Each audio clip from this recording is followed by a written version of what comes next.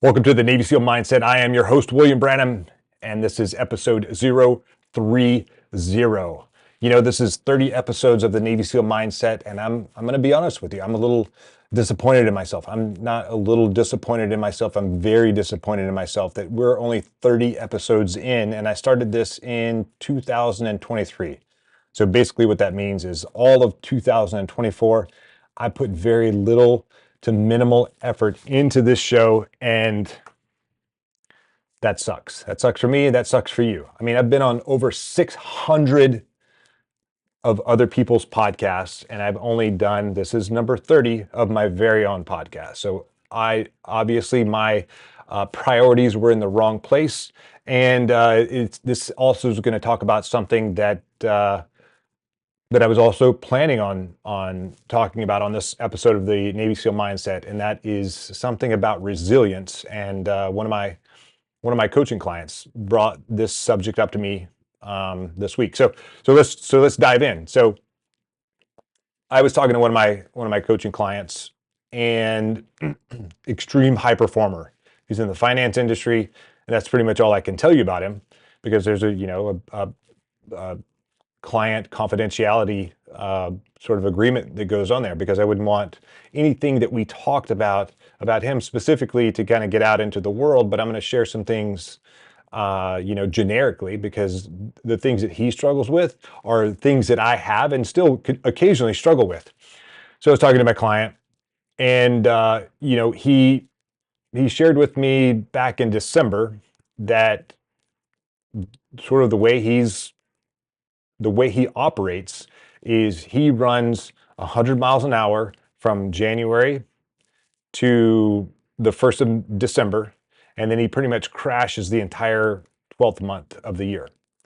And potentially that's kind of like where the way a lot of people do New Year's resolutions, where they go January 1st and they go for 12 whole days where they're just going 100 miles an hour and then they crash.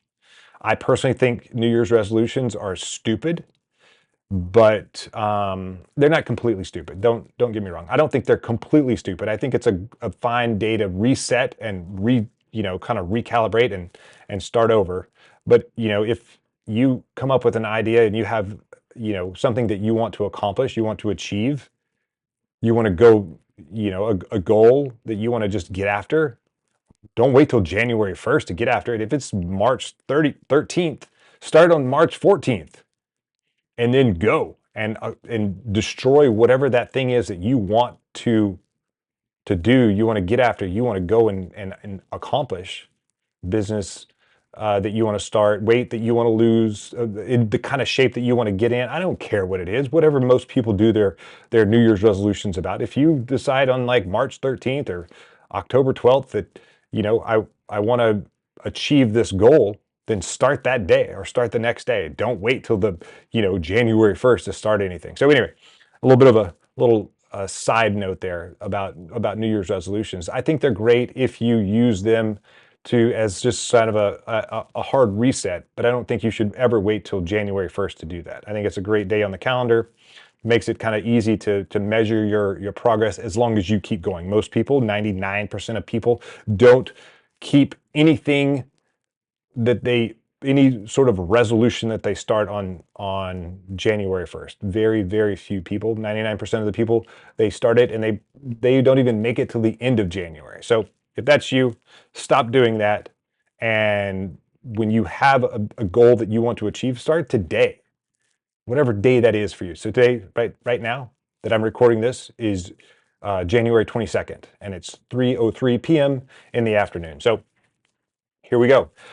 So like I said, I'm a little bit disgusted with myself, or a lot disgusted with myself, because 2024, I did not keep my word to myself or to you, which was to record one podcast a week.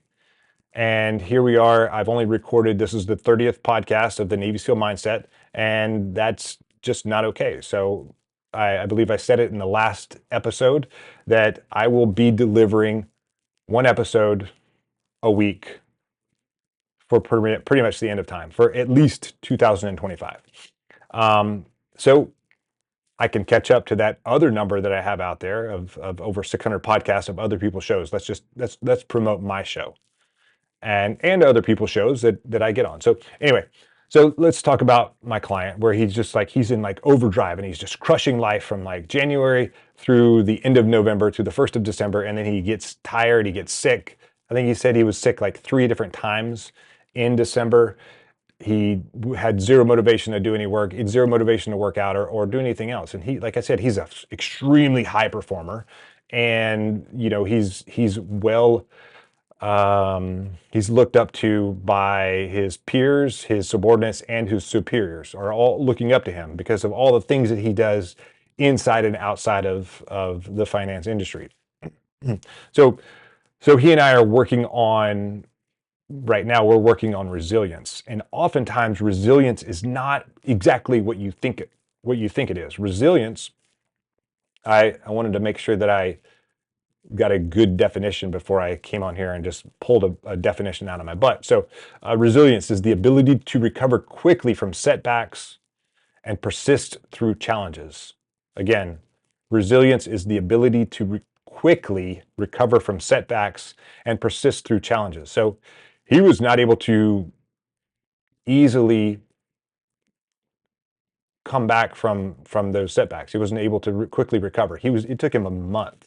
So one of the things that I've talked to him about is, rather than just going, you know, balls to the wall as hard as you possibly can from January to the end of the year, once a quarter, take 1 week.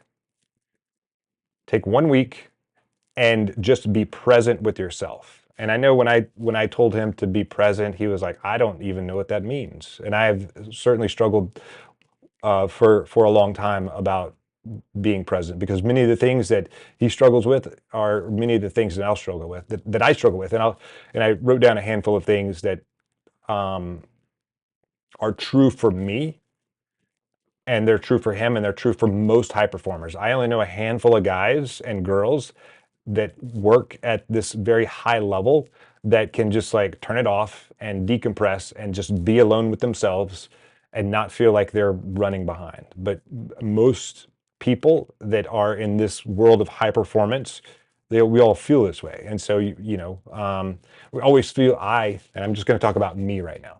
I always feel like there's more work to be done. Always, no matter how much work I did today, there's always more work to be done. Unless I just finish the day absolutely exhausted and I just don't think about what else needs to be done, I'm generally thinking about what else needs to be done. I feel like taking downtime is a waste of time because I should be doing something productive. And this is what I talked about to my client about. Sometimes it's important to just do nothing and be alone with yourself. I tried to get him to meditate once upon a time, and he was like, "What the hell are we doing here? What kind of, you're wasting my time." And I was like, "Yep, I got it." I had to throw it out there just to see where you were when we were talking about, like, for meditation, and to see if he could just get out of his own way. And he's not wired that way. I'm barely wired that way. It takes a lot of effort for me to sit down, be still with myself, be present, and meditate. It takes a lot of effort. I have to use, different apps, different guided meditations in order to really achieve that state. But I found that meditation is hugely important and helps actually improve my performance when I was, working, when I was still in the military. I was still in the SEAL teams, or I was actually working in the headquarters of the SEAL teams, and I was on the road probably 200 plus days out of the year while taking college classes and getting my bachelor's and my master's in 3 years. And I would get to points where I'm doing my homework, or I'm writing a paper or writing a report or something, and I just didn't feel like doing it. And what I would do is I would open up one of those meditation apps, and I would just like do a 5 or 7 or 10 minute meditation. It would completely reset my brain, and I was able to get back in and attack whatever that thing is that I didn't want to do.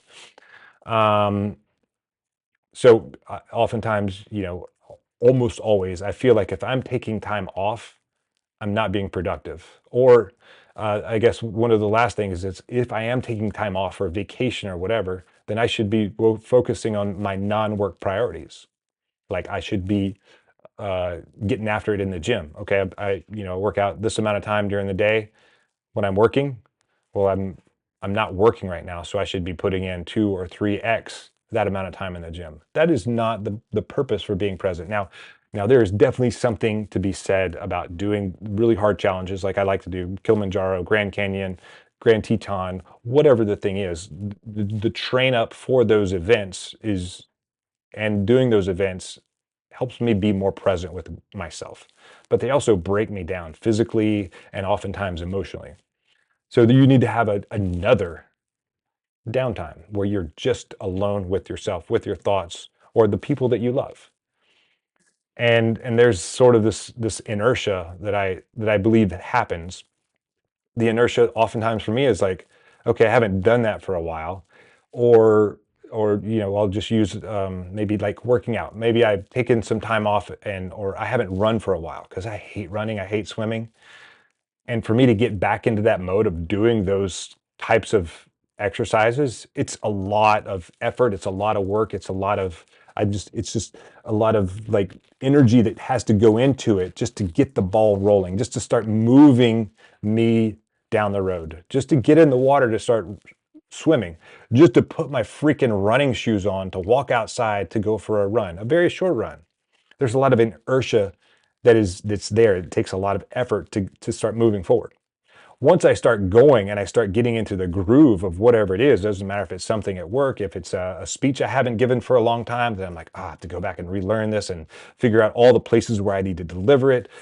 If it's a podcast I have not recorded for a super long time, if it's running, I haven't run for, I was averaging for a long time, for a couple of years, my I would say a 3 mile run was my long run and it was my workout.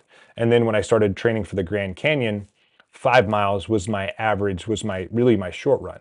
So I didn't do anything less than 5 miles. So that was my average. And I would do other workouts in addition to that. But I have not run for several months on purpose. Number one, because I'm here in Connecticut and it's cold as it is. I'm looking at a lake that is frozen over right now. No, I'm not in Wisconsin or anywhere. I'm in Connecticut, like just outside of New York. Cold, unnecessarily cold. And so I'm not in a hot hurry to get outside and go for a run, especially it's little country roads around here. I don't want to go out and get run over on an icy road or anything like that. So I find other ways to work out that have nothing to do with running. But when it's time for me to start running again, it's going to take a lot of effort, a lot of inertia to get that ball rolling, for me to start actually running again. Or when I start training for the swim across the Hudson River, I'm going to have to, get back in the water, put my fins on, and start being uncomfortable swimming. I know people are like, what? You're a Navy SEAL? You hate swimming? You're uncomfortable swimming? I hate swimming. Yes, I do. But I do it anyway. I do it because it's hard, because it sucks, because there's a very rewarding thing at the end, but the train up for it is just absolutely terrible, and I hate doing it. So, but it also keeps me uncomfortable. It keeps putting me in those places where I have to find the inner strength to propel myself forward. That inner strength to initiate the inertia, to initiate the energy to start moving this big heavy rock down the road. Once I start going, it's awesome. And so this is the other thing that I also struggle with in building that momentum, and so does my coaching client. This one particular, almost all of my coaching clients have some form of this, but we're just talking about him. And he he has this momentum and he doesn't want to slow it down throughout the year, but then he crashes at the end of the year. And oftentimes when I find myself moving forward and I have that inertia and I have that momentum and I'm like, let's go, let's get it, I don't ever want to take any breaks, because I know if I slow it down too much, it's going to be a lot of work to speed it back up. So I just don't want to slow it down too much. And so there's a happy balance in there. How far do I slow it down? Do I take a couple of days off? Do I take a week off? Do I take 2 weeks off? Probably not. Probably not going to take that long off. If I take that long off, it's so much more work to get started. So maybe I slow it down and focus on a few other things. Focus on things that are not quite as important. put my energy in the people that are around me rather than in the business that I'm trying to run and grow. Find other people to do the menial tasks that aren't important to me, that I don't need to do, that maybe they should be doing. But rather than stopping the momentum of things that I'm working on, just shift that momentum and put it somewhere else, but shift it back. Don't leave it alone too long, because when you, but you know, if you maybe once upon a time when I was desperate for gas money, and anytime the car was going downhill, I would put it in neutral. I still catch myself putting my, especially when I was living in Hawaii, going up and through the mountains and back down, literally through their tunnels through the mountains that we would drive through. And so when I would get to the top of the mountain through the tunnel, coming down the other side, I still catch myself putting my vehicle into neutral just to save, 3 cents of gas on the downside of the long road down. So, but I don't want to leave myself in neutral for too long, because, even though I've got a lot of momentum going down, it's going to level out, and I need to put the car back in gear. I need to put myself back in gear before the ground gets too level, so I can maintain some of that momentum that I had, where I've slowed down, but I'm not coming to a full stop, so it doesn't take as much effort to start back up again. So I don't know if that made sense to anyone other than me while I was rambling through that whole thing. But anyway, that's just kind of the way that I work. That's the way, a lot of the way my coaching clients work, all of which are high performers. And something else that we also struggle, I don't know if it's a struggle thing or if it's a by design thing. We don't like to have people in our life that are going to waste our time, because our time is valuable. And so we have a very small inner circle. My inner circle is tiny. I can name, I don't even have two hands for my inner circle, the number of people that are in my inner circle. People who are in my inner circle they're all high performing individuals. Now, they may not be millionaires or billionaires, but they're high performing in lots of different ways. And just to give you some ideas of some attributes, I guess, of high performance individuals, is their growth mindset. They're always looking to grow. They're always trying to improve. They're always trying to get better. They have resilience. They have the ability to recover very quickly from setbacks. They have confidence. They believe in themselves. They believe in the people that are around them. They're optimistic. You know, I, Sometimes people that don't know me think that I'm not optimistic because I speak to myself out loud very harshly. And they're like, you shouldn't talk to yourself like that. You shouldn't do this, or you shouldn't say that. You're reprogramming yourself. I'm like, actually, I don't I don't believe a single word that I'm saying to myself. If I'm being very harsh to myself, the things that I'm saying them on purpose, because sometimes someone needs to put a boot in my butt to get me moving forward, and that someone is always has to be me. Like, what are you doing? Like, stop being an idiot and start doing the right thing. And those are things I say to myself out loud, and people are like, why are you talking to yourself like that? That's not cool. It's fine. I don't actually believe that I'm an idiot. I'm a super freaking smart dude, and I can prove it. um People who have discipline, people who hold themselves accountable. They have strong work ethic. They're goal oriented. Their decisiveness. Oftentimes, it doesn't mean that we don't get paralysis analysis, because we absolutely do, but we can snap out of it and make a decision immediately. We lead with curiosity. We have the ability to adapt. We have, a lot of problem solving skills. Emotionally intelligent. We like to collaborate. And one of the things that I've discovered over many, many years of not even realizing that I was a high performer is, and being an introvert, incredible introvert, is that, high performers, we don't excel in isolation. We need people around us. We need people that we can leverage, and we can ask questions, and that can support us, and we can support them. We have to produce or create an environment. We have to produce or create relationships that give us the resources to sustain and amplify, our achievements and other achievements, so that we can continue to perform at a higher level. The higher performing people I have around me, the higher I perform. And it's like, oftentimes I'm selfishly looking for people who are going to perform better than me in areas that I want to perform well in, because I'm going to be elevated up to their level. And it's not just me taking, but I also, when I find those people, I find the people that I know I can give them something to make them better. I know where I know what I want to take from them, but I also know what I want to give them, because I've already studied them. I've already found out what they're lacking, and I have the ability. I don't partner with someone or bring them into my circle because of something that they can do for me. That's very selfish. That's only half of the reason that I do it. I make sure that I'm able to bring something even more powerful to them, so I can give more than I receive. That's really how I like to operate. If I can't find someone who is going to who I'm going to be able to give a gift of whatever I have, internally to me, if I can't give them more than what I'm going to receive, then oftentimes I'll potentially hire them as a coach, so that I can give them a financial contribution for the things that I'm getting from them.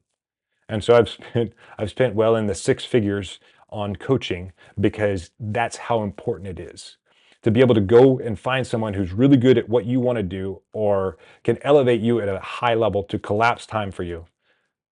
I've gone and spent well over six figures on coaches to make me better, so that I can be the best version of me, so that I can be the best version for you and for all of my coaching clients. So again, kind of, starting back from the top, high performers, resiliency is a huge thing that we have to be a part. We have to have instilled in us.